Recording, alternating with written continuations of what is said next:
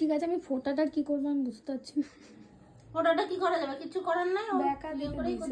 যদি সোজা দিত পুরো একদম বইয়ের ফোটা লাগিয়ে দিয়েছে। তারপর আবার এখন বাজছে কটা। তোমরা ইন্ট্রো দেখে বুঝতেই পারলে এই ব্রাইডাল ডেটের দিনও আমি কিভাবে প্রবলেমে পড়েছি। তো হ্যালো এভরিওয়ান, আজ তোমাদের সাথে আমার এই ব্রাইডের 27শে নভেম্বরের ব্রাইড লুকটা শেয়ার করব। মেহেন্দির লুকটা তো তোমরা অনেক ভালোবাসা দিয়েছো, আশা রাখছি এই ভিডিওটাতেও দেবে। তো শুনে নাও আমার ব্রাইড কি ধরনের লুক চাইছে। কালকে একটা লুক হয়েছিল, লুকগুলো কেমন হয়েছিল আগে সেটার একটা ছোট্ট রিভিউ দে। দারুণ হয়েছে, আমার খুব পছন্দ হয়েছে, সবাই ভালো বলেছে। আচ্ছা, এখন কি টাইপের লুক চাইছিস? এখন তো বিয়ে, এখন একটুখানি গর্জিয়াস। আচ্ছা, মানে আই মেকআপ গর্জিয়াস হবে, খুব বেশি হেভি হবে না, হালকার উপর আর কি। আর লিপসটা কি করব, একটু রেড করব, রেডের মধ্যে একটু ডার্ক শেড যেটা একটু মেরুন রেড মিক্সিং। তোমরা শুনে নিয়েছো আমার ব্রাইড কি ধরনের লুক চাইছো, তো সেই হিসেবে আমি আমার কাজ শুরু করে ফেলেছি।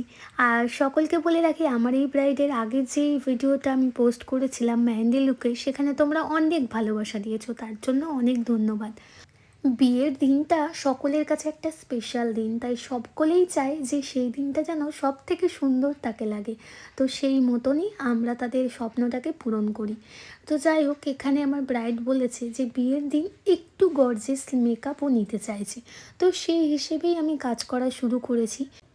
আর ব্রাইড করতে গেলে আমাদের তো প্রবলেম ফেস করতেই হয়।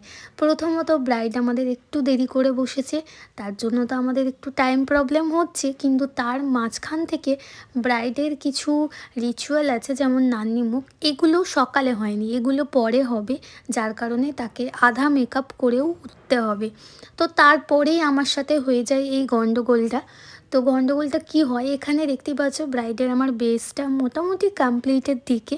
তো আমার যখন ব্রাইডের বেস কমপ্লিট হয়ে যায়, বেস কমপ্লিটের পর আমি আই মেকআপও শুরু করে দিই, তখন হঠাৎ তার বাড়ির লোক এসে বলে মেয়েকে ছাড়তে হবে কিছুক্ষণের জন্য, কারণ তার নান্নিমুখ হবে। তো আমি কথা মতো তাকে ছেড়েও দিই। তো কিছু করার নেই, আমাদের এগুলো একটু ম্যানেজও করতে হয়। তো ছেড়ে তো অবশ্যই দেব, কিন্তু তাতেও কি সময়টার প্রবলেমটা, মানে যত প্রবলেম লাস্টে আমাদের উপর চলে আসে, কারণ তাড়াতাড়ি ছাড়তে হবে, টাইমে ছাড়তে হবে, এই সমস্ত। তো ব্রাইডকে অনেকবার বলেছি যে তুমি তাড়াতাড়ি সব কমপ্লিট করে আসবে, যাতে কোনো টাইমের প্রবলেম না হয়। টাইমের প্রবলেম হলে আমি টাইমে তোমায় ছাড়তে পারবো না। তো যথারীতি আমার আই মেকআপটা মোটামুটি একদম অর্ধেক ডান। তারপরে দেখো আমার ব্রাইডের অবস্থা। কি করা যাবে, কিছু করার নাই। যদি সোজা দিত পুরো একদম বইয়ের ফোটা লাগিয়ে দিয়েছে। তারপর আবার এখন বাজছে কটা। তাহলে বুঝতে পারলে তো, অর্ধেক মেকআপের পর আমার হয়ে গেছিলো এই অবস্থা। তো কিভাবে আমি সেটাকে রিমুভ করলাম না করলাম, সেগুলো আমি একটা ছোট্ট ভিডিওর মাধ্যমে তোমাদের সাথে শেয়ার করব, একটা শর্টস ভিডিওর মাধ্যমে। তো আপাতত চলে এসেছি কলকায়। তারপর আমি ওর আইটাকে পুরোটা কমপ্লিট করার পর কলকা ডান করে ফেলি, পুরোটাই ওর পছন্দের, আই মেকআপ কলকা সমস্ত কিছু। দেন এখানে লিপস্টিকটাকেও কমপ্লিট করে দিই। দেখো, আমাদের কাছে ক্লায়েন্টের চয়েসটা সবার আগে, তারপর আমার নিজের চয়েস, কারণ স্পেশাল দিনটা শুধুমাত্র তার। তো যাই হোক, আমার এই ব্রাইডাল লুকটা তোমাদের কেমন লাগলো অবশ্যই কমেন্ট করে জানিও।